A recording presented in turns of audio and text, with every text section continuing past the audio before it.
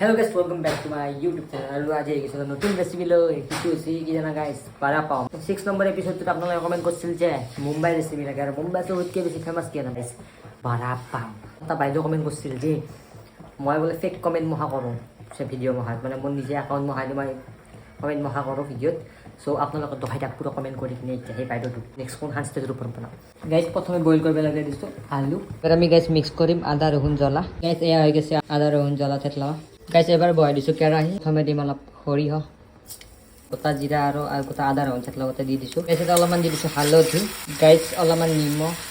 আলু বইল হোৱাৰ পিছত যোনখিনি মই পেষ্ট বনাইছিলে হাঁহি একেলগে মিক্স কৰিছোঁ লৈছোঁ গাইছ বেচন তাৰে ওপৰত দিব অলপ বেকিং পাউডাৰ হালধি ওপৰত দিব অলপমান নিমখ এবাৰ দিব পানী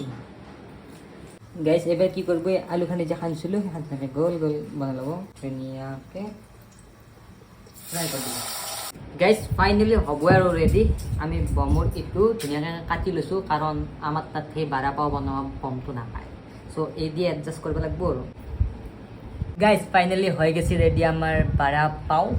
এইটো আমি এটা টেস্ট কৰিম দেখাই গাইস ঠিকে আছে তো সমাপ্ত কৰো কি ভিডিও কমেন্ট কৰব যে নেক্সট কোন হান্সটেজৰ ওপৰত বনাম আৰু ভিডিও লাইক শেয়াৰ সাবস্ক্ৰাইব আৰু কমেন্ট কৰিছো সো বাই বাই